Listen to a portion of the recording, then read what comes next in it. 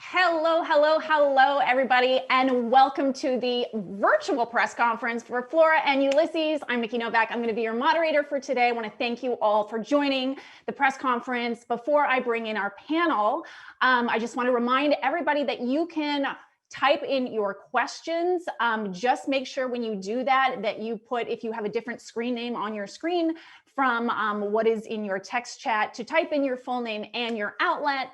And I'm going to be calling on you and your fabulous questions in just a few minutes. But first of all, I just wanted to say how much joy this movie brought me when I watched it. I don't even know how to describe it. It is one of those movies, it's got so many different genres. It's an adventure, it's an action movie, it's a comedy. We've got a superhero squirrel, but most importantly to me, it's one of those movies that you laugh out loud. You don't just chuckle to yourself, you laugh out loud. So I wanted to welcome and thank the people who are responsible for that, and that is our amazing panel. So holy bagamba, let's bring them in to the panel, to the chat. They're super talented, and it's one of those rare things that we have today where we get to talk to the woman who created the books, and without her, we wouldn't all be here today. She just popped up, everybody's popping up. Hello, everybody.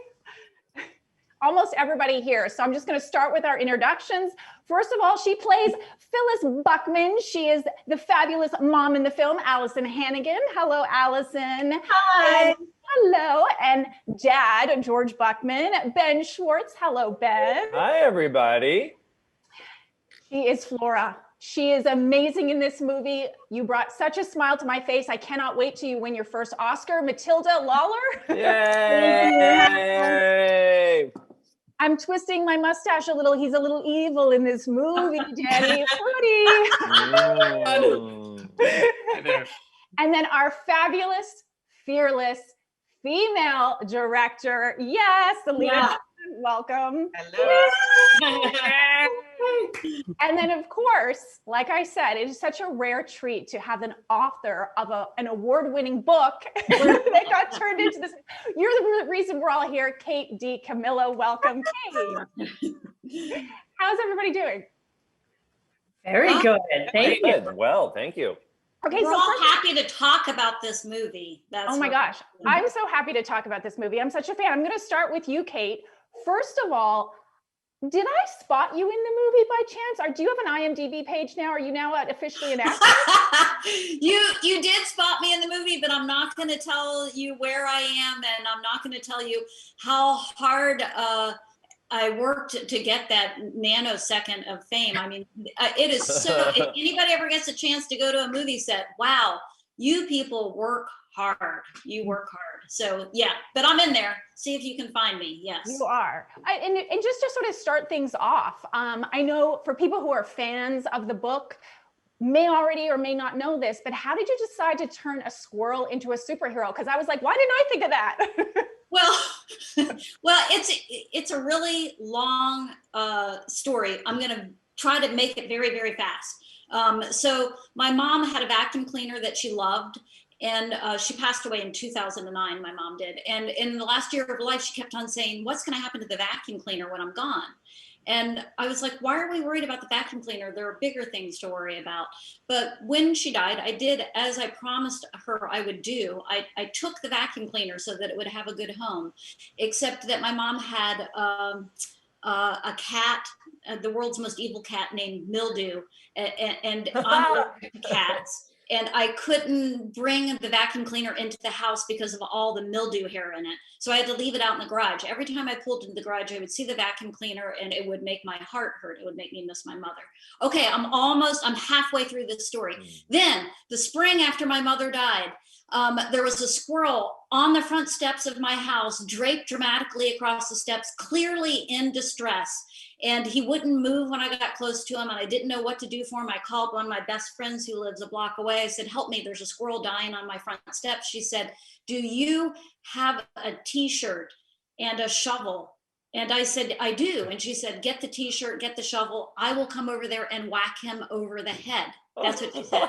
And all of this made me think about E.B. White's essay, Death of a Pig, how he was going out to feed a pig and thought about ways to save a pig's life. I thought about ways to save a squirrel's life, and I combined it with a vacuum cleaner in the garage, and that's the story.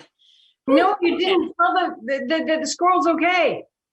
Well, the squirrel left when he heard my friend saying, whack him over the head with a shovel. The squirrel's like, I'm no dummy. I mean, I was out there on the cell phone. So yeah. Okay. I've taken up more than my fair share of time. I'm done now. No, you wrote was the amazing. That was an amazing story.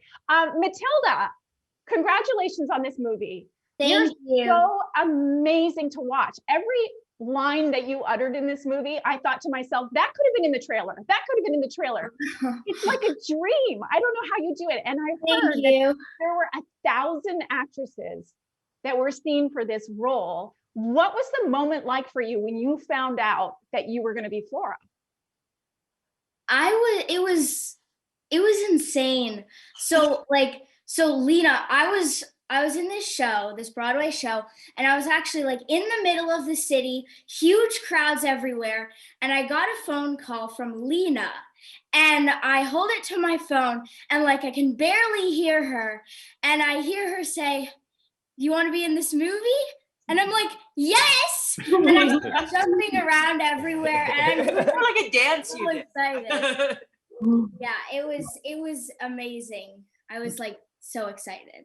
I love that. You just, as you do, you're in a Broadway show and you get that call, right? Normal life. As a child. Yeah. Yeah.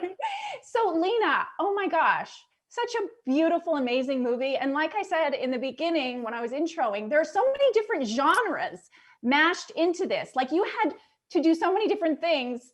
Not only that, I saw your Instagram, you had an actual squirrel sitting on your lap, like a trained squirrel. So can you just talk about this whole experience as a whole and putting all those pieces together? And the squirrel in this film is unbelievable. Like it's unbelievable how perfect it is. Oh yeah, Ulysses, I can't get enough of him. But the blueprint for most of the stuff that happened is in the book, so we were kind of lucky there. Apparently, crazy things like vacuum cleaners and everything end up in Kate's home. And then after that, we got to play with all kinds of things. I mean, we got to play with stunts off of buildings and car crashes, and then like it's just kind of written in Kate's brain and our writer Brad Copeland's brain, who wrote for Arrested Development. So he put all that kind of weirdness and fun into the movie, and then it was just kind of making it all real, which our lovely cast did. So it was a lot of fun, just kind of making things a little crazier. I got to have 2 squirrels on my laps, and they were trained and they did tricks, but they couldn't do everything that Ulysses did. So then we kind of just had to create Ulysses. Yeah. Alyson, I have a 2-parter for you. Number 1, how many lollipops did you consume making this movie? Good question. We actually did keep a total, but I forgot what I think we stopped counting around like 37 or something. Did you ever want to see a lollipop again, or are you done? No, they were great. I was really happy. And I really loved that there was a conversation about it. And I had to be really thoughtful about the lollipop, because I was like, well, I don't want it too big because I don't want to like drool when I'm, taking it out of my mouth and stuff. So we settled on a really good one. And then I got to try all the different flavors, and I really, I stuck with fruit punch. That was my good, good flavor. Tip. I mean, you're the connoisseur at this point, so but my second question to you is, I heard you say that you got to, which I didn't even know, you're such an icon of TV and film, that you don't like watching yourself, but you actually watch this film with your kids. And could you just talk a little bit about that? Oh my goodness. Well, they've been, asking since the day we wrapped when they get to see it. So it's been a very, very long wait, and we got to see it early, and they were so excited, and I was apprehensive because I knew I was in it. But I just, like, from the moment it started, I sort of like forgot that I was even a part of it because I was so engaged, and then watching them, and they were so happy. They were, like you said earlier, laugh out loud, like beyond belly laughs, where I paused because I was like, well, they're going to miss the next scene, because they're like tears, and I was just, and my husband and I kept looking at each other like, it's so good. And,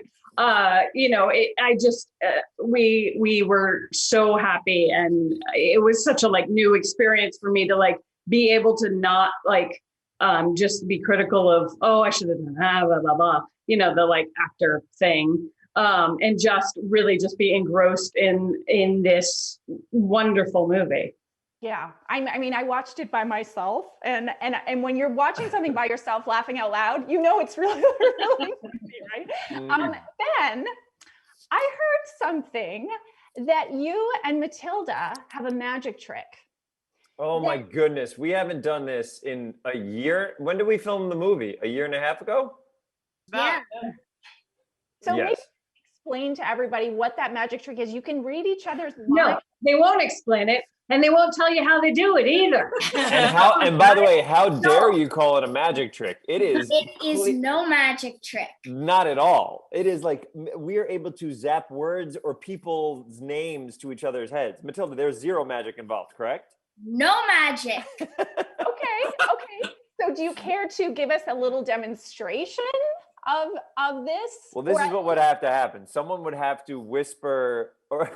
Someone would have to in a chat maybe send me a person's name that's Private chat. So I Yeah, can't see so it. Matilda can't see it, and then I, by zapping it from my brain to hers, she'll be able to pick it up. Again, we haven't done this in a while. The Yeah. force would have to be so strong with us that it could go through the internet onto her computer, through Matilda's brain, out of her mouth. So if you can find a way, Nikki, to private message me a person's name that we all have heard of, maybe it could be an actor, an actress, it could be a writer, it could be.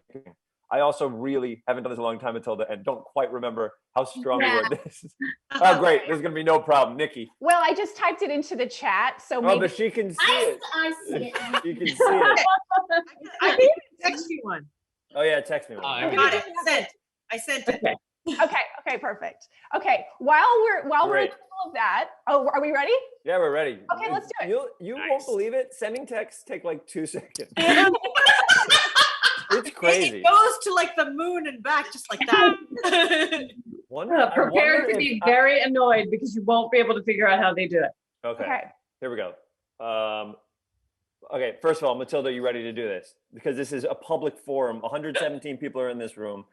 People are now thinking it's a magic trick when of course it's not, Matilda. Tell the world. It is no magic trick. Okay, here we go. Sometimes it is, sometimes it isn't. This time it isn't. Can you put your fingers on your head? Listen to the voice in your head. Open your mind. Open your mind. Now let the words in. Everyone's watching. You can do this. I think I get it. Okay, tell people what you're seeing or feeling right now. I'm feeling Yeah, rub your temples. That's very good. Yeah. George Clooney. What? So annoying. Is it Really? right? You did it. That's absolutely correct. I No. cannot believe you just got that. We did it. We still got it. Lena, was that not who you texted? I've spent hours trying to figure out how they do this. And I'm it a just magician drives in me the crazy. magic castle. I do not understand how you do this. Lena has been upset about this for a year and a half.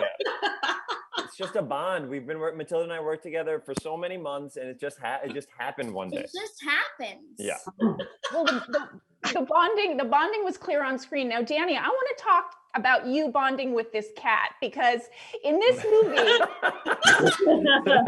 Oh wait, Great Julia segue, Roberts. Nikki. I just had a vision. No, Julia you Roberts. saw it in the chat. Come on, Danny. You saw it in the chat. I didn't Come know on, you Danny. could all see that. I'm so Danny, Oh, I thought it was just me. Danny, like I said, a little bonding with the cat. Brilliant physical comedy. I thought of John Ritter when I watched you, because he was Oh, such a nice. brilliant physical comedian.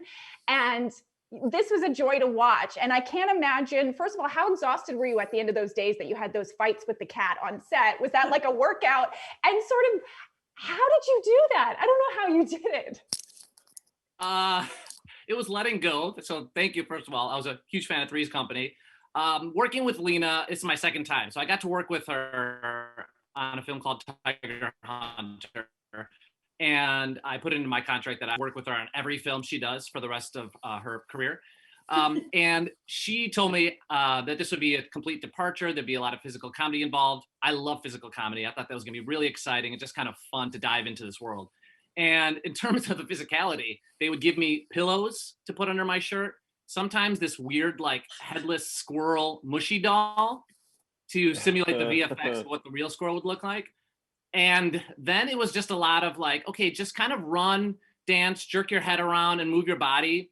And it was like dance. It was just letting go. It looked like I was getting electrocuted a lot, just kind of running around. And eventually we found something that looked like I was getting attacked by a cat, but it was all in here.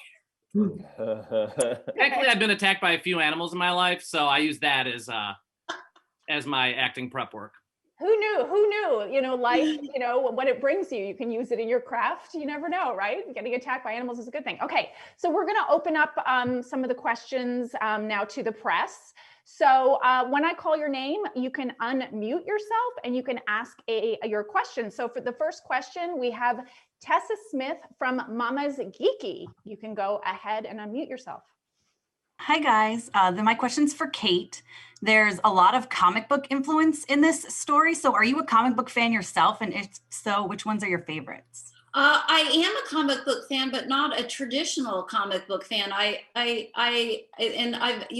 been answering this question since the book came out, and I always feel kind of chagrined. What I grew up with and what I love is Charlie Brown and Peanuts. And I actually still read a Peanuts cartoon every morning. It is like it shaped my whole childhood, and it still shapes my sensibility. And so when I was writing the book, and I had Flora love comic book superheroes, when I turned it in, it didn't have a superhero in it. And my editor said, "Oh, you're going to have to make up a superhero." And I thought, I can't do that. But then, you know, I did. And that's Incandesto, and it was really fun. So then I went back and did prep work on, you know, by reading superhero comics and stuff. So kind of backwards. Yeah. Kind of fun prep. Our second question, thank you, Tessa. Our second question is from Gray Hauser from Monorail News. You can unmute yourself and ask your question. Is it the first question or the second question? Let me see. I don't know. Take whatever feels good, Gray. Choice. Yeah. Yeah. Okay. So, to Kate, what changes from the book to the movie were your favorite? You know, this is funny because it goes a little bit with what Alyson said about being able to watch yourself in this. And it's not my first experience having a book turned into a movie. And you kind of watch and think, oh, that's different, or this is different, or all of that went out the window. I mean, I had read Brad's script and I liked it a lot, but when I sat down and watched the movie, I watched it as my 8-year-old self. There was like I didn't compare it to the book or anything. I just was so in it that I can't even, it feels to me like what happened between the script and the cast and the directing is that the themes of the book are amplified. And so the heart is even bigger, and the wackiness is even bigger. And also just the power of connection has been amplified. And so it's just whatever is different is more and better. Does that make sense? Yeah. What an answer. This is so exciting to hear Kate. For us, we haven't been able to hear her field questions about the book or the movie. So this is like very exciting for us. Hopefully that's the last time I'll talk. So, okay. No, they're all Kate questions and I cannot wait.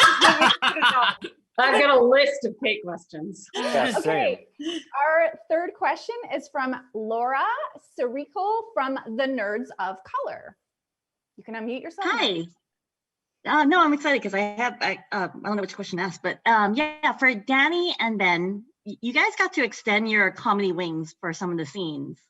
Well, what was improv versus the script? Because like there's a lot of scenes that you could have like just gone extra. So which one was improv and which one was just the script? First of all, I love the sentence, expand your comedy wings. I've never heard that before. I love that. Look at Danny fly. Danny, I heard they didn't give Danny a script. Lena would probably know better than both of us, by the way, because she would be the one to be like, no, just do the script, or go. These guys follow scripts. Everything they add a little something to everything.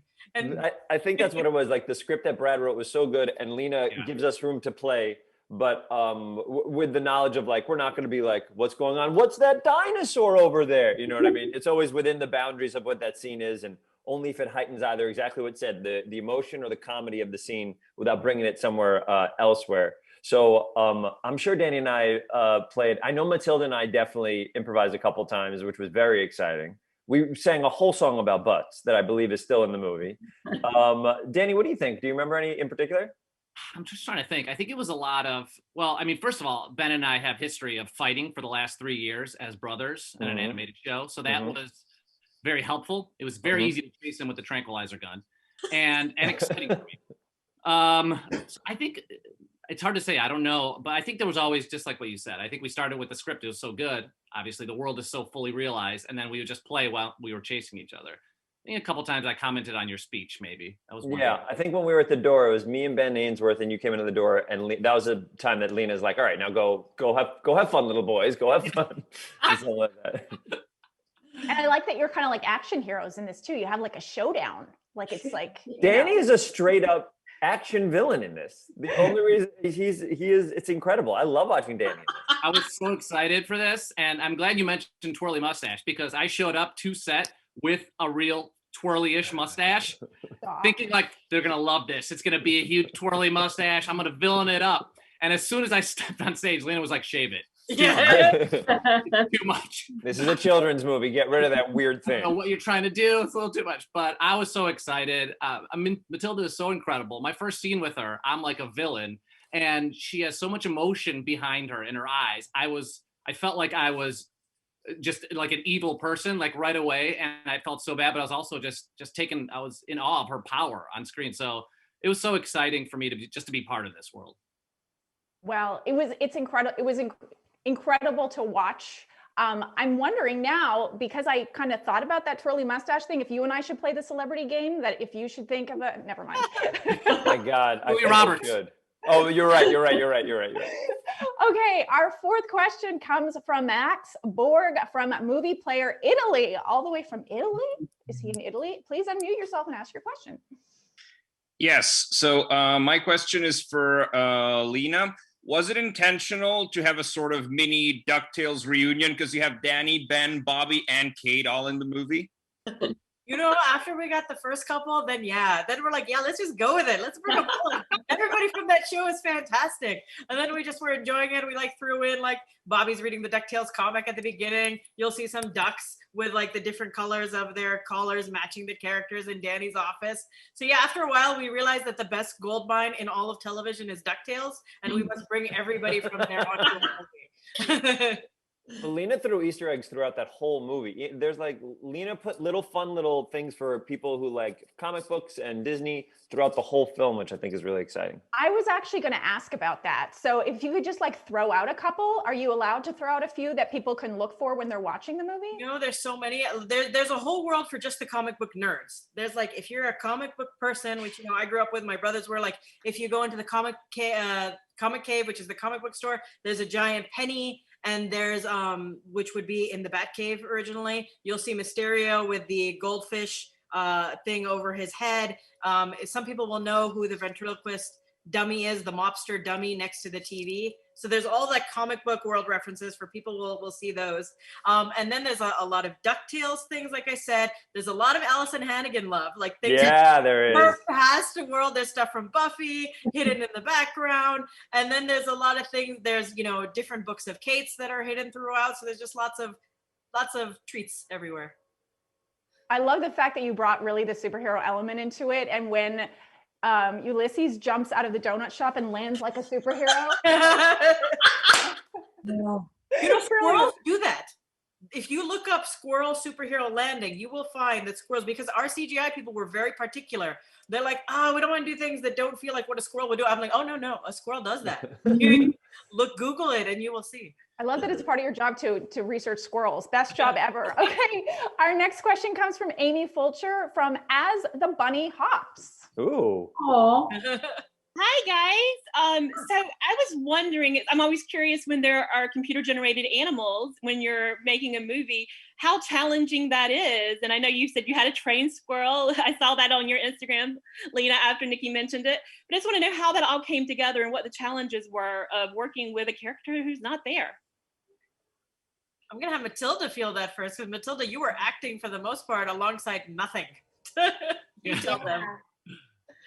Yeah, it was kind of like at points. Well, actually, Lena, you were kind of my squirrel at some points. You had this like little stuffed animal squirrel that you would like pretend was doing the scenes so I could kind of get an idea of what it would be like.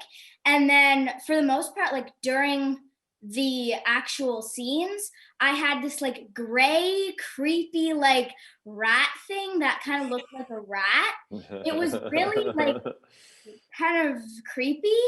And then of some other times I didn't have anything and I had to like pretend there was something there when it was nothing. So yeah, it was definitely interesting and kind of challenging, but yeah. I have a question for you, Matilda. You got to say so many cool lines in this, and don't say what it is because I don't want to spoil it, but you got to say a line that Robert Downey Jr. says in Endgame. And you're looking at me like, I don't know. You know which one I mean?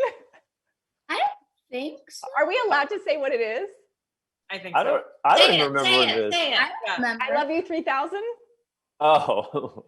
Oh, wait. You said it to Oh, yeah, I Ben, yeah. remember. Yeah. I like that line. So it's like you and RDJ toe to toe. But I wanted to ask you what your favorite line was. What was your, because there's like wholly unanticipated occurrences and all these fun ones. What was your favorite? Yeah, there were some great ones. I feel like Holy Bagumba is always a good one. Yeah, it was, and you delivered it brilliantly. Okay, our next question is from Courtney Howard from Fresh Fiction TV. Hi, everybody. Good morning. Morning. Sort of touched on it a little bit earlier, but there's so many different styles of comedy in this, from basic punchline delivery to broad physical comedy, and you all are so great at handling it. And I'm sort of curious how your whole process when going about this sort of went for you. Maybe Matilda, if you want to answer this, or Alyson, since I know Danny and Ben sort of touched on it. Alyson, do you want to?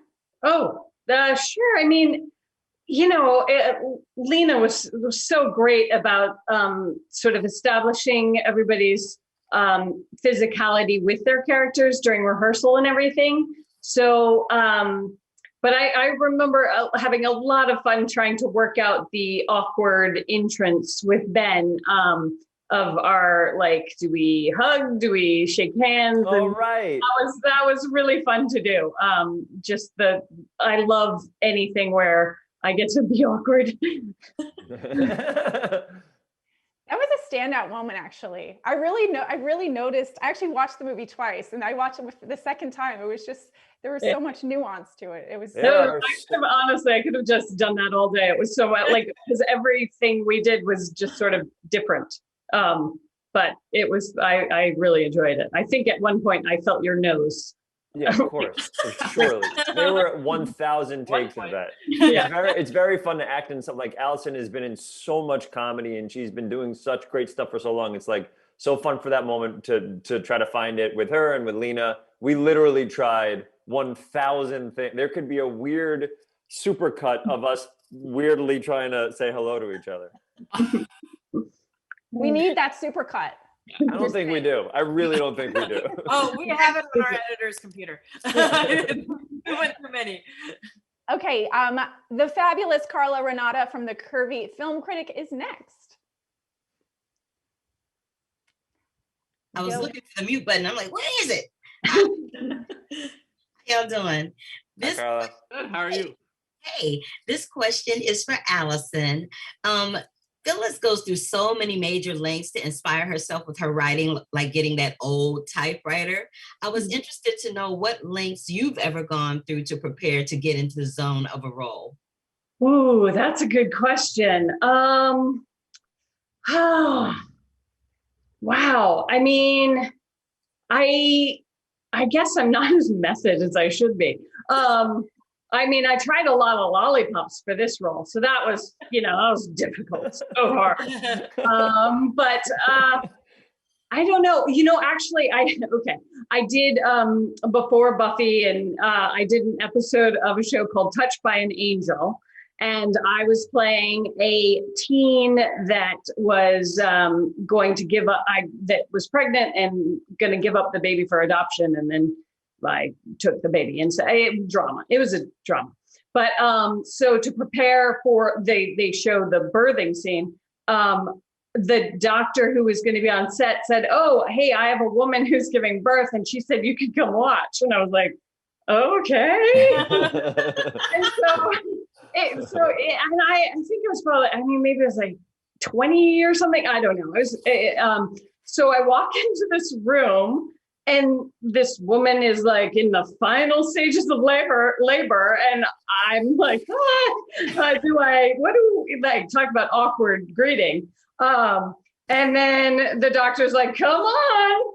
And I was like, okay. And so I'm like meeting this stranger and now watching her give birth. And of course it was incredible, but she also made it look so easy that I'm like, this isn't really going to help for the scene, because I feel like it's not as dramatic as it should be for a TV show. Because she made it like, she lied. She made it look real easy. But I got to watch her and I immediately started bawling because it's so beautiful and everything. And then it was just like, okay, bye. So weird. But yeah, I guess it was like her sixth child, so she didn't really care if the stranger. You know what she deserves? She deserves the Jack and Rose Titanic statue. Oh, That's totally. She needs and it. maybe like a spa day with 6 kids. Okay, we're almost finished. Real quick before I wrap, I want to thank you all. But just to wrap things up, I'm going to go quickly down the line. There's a lot of snacks in this movie, and it made me very hungry. So I want to go down the line and you choose the best snack that all appeared in this film. Lollipop, cheese puff, donut, or Pop-Tart. I'll start with you, Kate. Oh, cheese puffs, duh. Yeah. Alyson? Oh, I'm going to go lollipop. Still in character. Okay, Lena? Oh, cheese-o-mania cheese puffs. For Yeah. sure. Ben? Donuts. Are you crazy? Donuts. 6 of them. Yeah. Okay, Danny? Giant donut. Yes. Oh, the giant. And we'll finish with our star, Matilda. I'm actually gonna go with Pop-Tart. I like Pop-Tarts. Oh, wait, you left out peanut M&M. Oh, great snack during a movie, mind you. I mean, that might have, that overtakes lollipop for me. Yeah, actually. You like eating that gross mildewed one at the end, huh? A lot of mildew references in this movie. Right? Thinking. Mildew is what the sequel's going to be. Well, Kate, I hope that Flora and Ulysses are still dancing around in your head and that there might be a sequel one day, but I want to thank you all for joining. Thank you for this fun conversation. I'm going to go have some donuts and lollipops and all that now. I'm really super hungry. This is an incredible movie, Flora and Ulysses. Everybody can see it on Disney Plus on February 19th. Thank you all again. You're amazing. Thank you, Nikki. Thank you, Nikki. Thanks, everybody. Bye.